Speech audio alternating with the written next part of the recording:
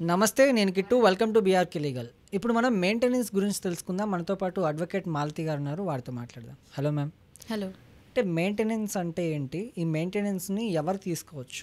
Maintenance అంటే section 125 of CrPC కింద భార్య తీసుకోవచ్చు, తల్లిదండ్రులు తీసుకోవచ్చు, లేకపోతే పిల్లలు తీసుకోవచ్చు. బేసికల్ ఏంటంటే మెయిన్ కాన్సెప్ట్ ఏంటంటే ఎవరైతే వాళ్ళని వాళ్ళు పోషించుకోలేని స్టేజ్లో ఉన్నప్పుడు ఎవరి మీదైతే వాళ్ళు డిపెండ్ అవుతారో రిలేషన్ వైజ్గా వాళ్ళ దగ్గర నుంచి మెయింటెనెన్స్ అనేది తీసుకోవచ్చు. ఎగ్జాంపుల్, వైఫ్ అండ్ హస్బెండ్ ఉన్నారు.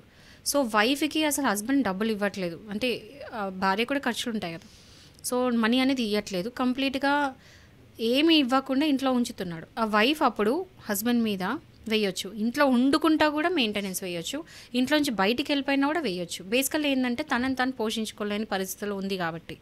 సో ఈ మధ్య రీసెంట్గా చాలా చేంజెస్ వచ్చినాయి ఈ యాక్ట్లో కూడా. ఏదంటే సుప్రీంకోర్టు ఆర్డర్స్ ఏమి ఇచ్చిందంటే, ఒకవేళ వైఫ్ కనుక తనని తను పోషించుకోవచ్చు, అంటే ఇఫ్ షీఈ్ ఎర్నింగ్ వెల్, తను చాలా బాగా సంపాదిస్తుంది అన్నప్పుడు తను తన హస్బెండ్ నుంచి మెయింటెనెన్స్ అడగాల్సిన పని లేదు. ఎందుకంటే మెయింటెనెన్స్ అనేది అది అంటే తనని తాను మెయింటైన్ చేసుకోలేని పరిస్థితులు ఉన్నప్పుడే కదా మెయింటెనెన్స్ అడిగేది. ఒకవేళ తనని తాను మెయింటైన్ చేసుకునే స్టేజ్లో ఉన్నప్పుడు ఇంకెందుకు తనకు మెయింటెనెన్స్ అవసరం లేదు కదా. అది కాకుండా ఒకవేళ పేరెంట్స్, ఏజ్డ్ పేరెంట్స్ ఉన్నారు, అంటే సీనియర్ సిటిజన్స్ ఉన్నారు, వాళ్ళని వాళ్ళు పోషించుకోలేరు. ఒకవేళ వాళ్ళ పిల్లలు అనేది చూడట్లేదు, కనీసం పోషించట్లేదు. సో పోషించినప్పుడు ఏం చేస్తారంటే ఆ పేరెంట్స్ వెళ్ళి ఆ బాబు మీద, వాళ్ళ పిల్లల మీద కేసు అనేది వేయొచ్చు. మెయింటెనెన్స్ సెక్షన్ 125 సిఆర్పిసి కింద పిల్లల మీద పేరెంట్స్ అనేది వేయొచ్చు. అది కాకుండా అన్మ్యారీడ్ డాటర్ కూడా వేయొచ్చు. ఒకవేళ అన్మ్యారీడ్ డాటర్ ఉంది, ఫాదర్ అసలు పట్టించుకుంటలేడు, ఆ అమ్మాయి కూడా వేయొచ్చు. అంటిల్ హర్ మ్యారేజ్ తను వేయొచ్చు. ఒకవేళ పర్సన్ ఫిజికల్లీ హ్యాండిక్యాప్డ్ ఉన్నా, మెంటలీ హ్యాండిక్యాప్డ్ ఉన్నా కూడా వాళ్ళు కూడా కేసు అనేది వేయొచ్చు. వీళ్ళంతా కూడా ఎలిజిబుల్, మెయింటెనెన్స్ వేయడానికి ఎలిజిబుల్ అనమాట. అంటే ఈ మెయింటెనెన్స్ కూడా నిర్వీర్యమవుతుంది అంటే ఎలా అంటే, ఇప్పుడు భార్య సంపాదిస్తున్నా కూడా మనం చూసాం ఒక కేసులో 6 లక్షల రూపాయలు నాకు మెయింటెనెన్స్ ఇవ్వాలి, అది కూడా నాకు సరిపోదు అని అడిగిన సిచ్యువేషన్స్ కూడా చూసాం. అంటే వీళ్ళకి ఎలా ఉంటుంది మేడం? ఇప్పుడు నేను స్వయంగా చూసిన కేసు గురించి మాట్లాడతా. ఎగ్జాంపుల్ ఏంటంటే, ఒక ఆవిడ ఉంది, వాళ్ళ హస్బెండ్ వచ్చి ఈమె పెళ్ళి చేసుకున్నది, ఈమె జస్ట్ మిడిల్ క్లాస్, ఈ వైఫ్ మిడిల్ క్లాస్ పర్సన్, తను చేసుకుంది మాత్రం ఒక కరోడ్పతిని చేసుకుంది. పెళ్ళి చేసుకున్న తర్వాత మెయింటెనెన్స్ పెరిగిపోయింది, అంటే ఆమె లెవెల్ పెరిగిపోయింది అనుకోవాలి. ఎందుకంటే మిడిల్ క్లాస్ నుంచి సడన్గా కరోడ్పతి అయిపోయింది, ఎందుకంటే హస్బెండ్ చేసుకున్నందుకు. మెయింటెనెన్స్ కూడా ఆ లెవెల్ ఉండింది. సడన్గా వాళ్ళిద్దరి మధ్యలో తగాదాలు వచ్చినాయి, ఆమె డివోర్స్ తీసుకోవాలనుకుంటుంది, ఆమె మెయింటెనెన్స్ కేసు వేసింది. అండ్ అందులో ఆశ్చర్యకరమైన విషయం ఏంటంటే, మంత్లీ ఆమె లిటరలీ 12 లక్షలు అడుగుతుంది. 12 లక్షలు ఎందుకు అడుగుతుంది అంటే, దానికి అసెట్స్ అండ్ లయబిలిటీస్ అనేది వేయాలి. ఒకవేళ కనుక ఎవరైనా మెయింటెనెన్స్ వేస్తే వాళ్ళు అసెట్స్ అండ్ లయబిలిటీస్ అనే పెటిషన్ వేయాలి. ఆ పెటిషన్లో ఏముంటుందంటే, అసెట్స్ అంటే ఆమెకి ఏమేమి ఉన్నాయి, తనకి వచ్చే సోర్సెస్ ఏమున్నాయి అన్నీ కూడా అసెట్స్లో పెట్టాలి. అండ్ ఏవైతే ఖర్చులు ఉన్నాయో అవన్నీ కూడా లయబిలిటీస్లో పెట్టాలి. అంటే మంత్లీ ఖర్చులు ఏమైతే ఉన్నాయో అవన్నీ కూడా లయబిలిటీస్ కేటగిరీలో వస్తుంది, లయబిలిటీస్ కింద పెట్టాలి.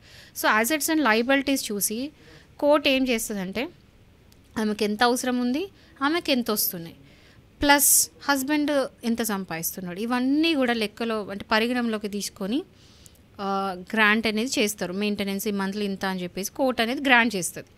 సో జడ్జి అడిగారనమాట, 12 లక్షలు ఏం చేసుకుంటాం అంటే, ఆ 12 లక్షలలో ఖర్చులు చూపిస్తే నవ్వుకోవాలి. కోర్టు మొత్తం నవ్విందండి అది విని. ఎందుకంటే ఆమె, నేను నెలకి ఇంత కాస్మెటిక్స్, నా మేకప్ మీద ఇంత ఖర్చు, ఆమె మేకప్ ఖర్చు ఎంత చూపించింది తెలుసా, 1.5 లక్షలు జస్ట్ మేకప్ మీద. ఆ తర్వాత ఫ్రిడ్జ్ ఎక్కడన్నా మంత్లీ ఒకసారి రిపేర్ వస్తుందా, రాదు కదా, మహా అంటే 6 మంత్స్కి ఒకసారి 1 మంత్కి ఒకసారి రిపేర్ వస్తుంది. ఆమె నెలకు ఒకసారి రిపేర్, అంటే మెయింటెనెన్స్ ఇప్పుడు ఇంట్లో ఏదైతే ఉన్నాయో ఎలక్ట్రానిక్ వస్తువుల మెయింటెనెన్స్ అని చెప్పేసి 1 లక్ష వేసేసింది. అంటే ఆమె ఆ లెక్క అనేది ఎట్లా వేసింది అంటే, అన్నెసరీ లెక్కలు వేసి 12 లక్షలు అయితే డ్రాగ్ చేసి గుంజి కూడా చూపించింది ఆ లెక్క. జడ్జి కూడా తిట్టారు, 12 లక్షలు ఏం అవసరం అమ్మ, నీకు పెళ్ళి కాకముందు నేను నెల ఖర్చు ఎంత అని అడిగారు. పట్టుమని 50,000 లేదు. అంటే పెళ్ళికి ముందు నీకు ఎంత, పెళ్ళికి ముందు నీ 50,000 ఖర్చు అన్నప్పుడు పెళ్ళి అయ్యాక 12 లక్షలు ఎందుకు కావాలి నీకు? హస్బెండ్ ఏమన్నా మనీ ప్రింటింగ్ మెషినా? అంటే జస్ట్ పెళ్ళి చేసుకున్న పాపంకి ఆమెకి ఎందుకు డబ్బులు ఇవ్వాలి అని తిట్టారు. ఆన్సర్ లేదు.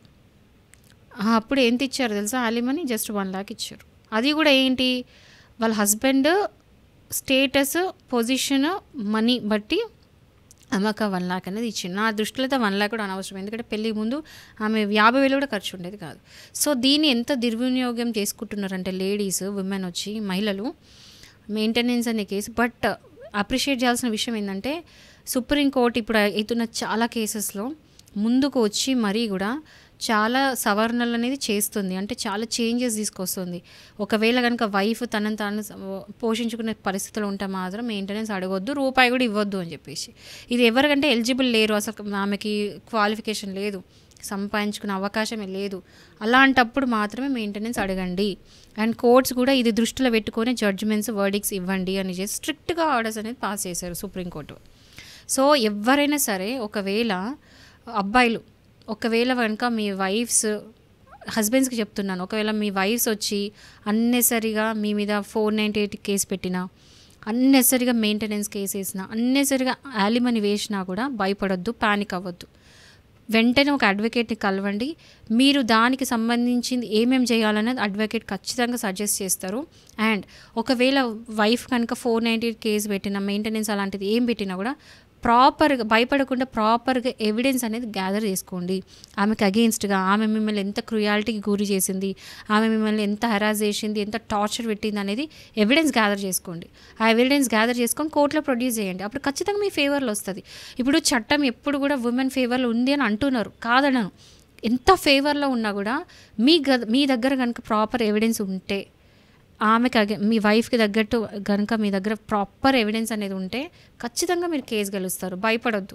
వైఫ్ గురించి మనం పక్కన పెడితే పేరెంట్స్, చాలామంది చిన్నప్పటి నుంచి ఎంతో అన్యోన్యంగా ఆప్యాయంగా పెంచిన పేరెంట్స్ కూడా చివరి రోజుల్లో వాళ్ళు ఏదైతే వాళ్ళని వాళ్ళు పోషించుకోలేని రోజుల్లో ఇక్కడ కొడుకులు కానీ కూతుర్లు కానీ వాళ్ళని పట్టించుకోకుండా వదిలేస్తుంటారు. వీళ్ళు కూడా మెయింటెనెన్స్ కేసు అనేది వేసుకోవచ్చా? ఇప్పుడు ఒకవేళ పిల్లలు అసలు తల్లిదండ్రులు చూస్తలేరు, అంటే పట్టించుకుంటలేరు, మంచిగా వీళ్ళ ఆస్తి తీసేసుకున్నారు, అన్నీ చేసుకున్నారు, బయటకు వెళ్ళిపోయినారు, వాళ్ళు ఉంటున్నారు, వైఫ్ హస్బెండ్ హ్యాపీగా వాళ్ళ పిల్లలతో ఉంటున్నారు, కనీసం ఈ ముసలి పేరెంట్స్ని పట్టించుకున్నప్పుడు పేరెంట్స్ వెళ్ళి వాళ్ళ పిల్లల మీద సీనియర్ సిటిజన్ యాక్ట్ కింద ప్లస్ సెక్షన్ 125 సిఆర్పిసి కింద వీళ్ళు కేసు అనేది ఫైల్ చేయొచ్చు. సో అది కలెక్టర్ ముందు వేయొచ్చు, లేకపోతే మెయింటెనెన్స్ ట్రిబ్యునల్ వేయొచ్చు, ఎక్కడైనా వేయొచ్చు. సో వీళ్ళు కేసు వేసినాక, పేరెంట్స్ కేసు వేసినాక ఖచ్చితంగా పేరెంట్స్ ఫేవర్లో వస్తుంది. ఎందుకంటే పిల్లలు వాళ్ళ డ్యూటీ, పేరెంట్స్ చూసుకోవాల్సిన డ్యూటీ వాళ్ళది. సో ఖచ్చితంగా పేరెంట్స్ ఫేవర్లో వస్తుంది. సో ఇంకోటి, ఇప్పుడు ఈ సీనియర్ సిటిజన్ యాక్ట్ కింద ఇంకా కొత్తగా ఏంటంటే ఏదైనా కేసు ఫైల్ అయితే ఖచ్చితంగా కలెక్టర్ ఆఫీస్లో కంప్లైంట్ పెట్టిన తర్వాత ఖచ్చితంగా 60 days లోపల ఆ కేసు అనేది డిస్పోజ్ కావాలి, అంటే కేసు అనేది కంప్లీట్ చేయాలి. అది డ్యూటీ. ఎందుకంటే ఇక్కడ ఉన్న సీనియర్ సిటిజన్స్ వాళ్ళకి ఒక్కొక్క డే అనేది కౌంట్ అవుతూ ఉంటుంది. ఎందుకంటే ఆల్రెడీ ముసలితనంలో ఉన్నారు. 1-2 days కూడా వాళ్ళకి చాలా ఎఫెక్ట్ చేస్తుంది. మళ్ళీ వాళ్ళకి కనీసం తినడానికి తిండి కూడా లేకుండా, ఉండడానికి ఇల్లు కూడా లేకపోతే ఎంత కష్టం అవుతుంది. సో ప్రతి డే కౌంట్ అవుతుంది కాబట్టి 60 days లోపల ఏదైనా కేసు ఫైల్ అయితే మాత్రం వైండప్ అయిపోవాలి, అది అయిపోవాలి 60 daysలో. సో ఇది చాలామంది సీనియర్ సిటిజన్స్కి తెలీదు. సీనియర్ సిటిజన్స్ తెలుసుకోవాలి ఏంటంటే మీకంటూ ఒక ఫేవర్లో ఒక యాక్ట్ ఉంది, అది సీనియర్ సిటిజన్ యాక్ట్. ఆ యాక్ట్ కింద మీరు వెళ్ళి మీ పిల్లల మీద మీరు కేసు అనేది వేసుకోవచ్చు మెయింటెనెన్స్ కోసం. అండ్ ఒకవేళ మీరు ప్రాపర్టీ గిఫ్ట్ డీడ్ లాగా ఇచ్చినా కూడా మీరు వెళ్ళి క్యాన్సిల్ చేసుకోవచ్చు any time. Okay, thank you for information ma'am.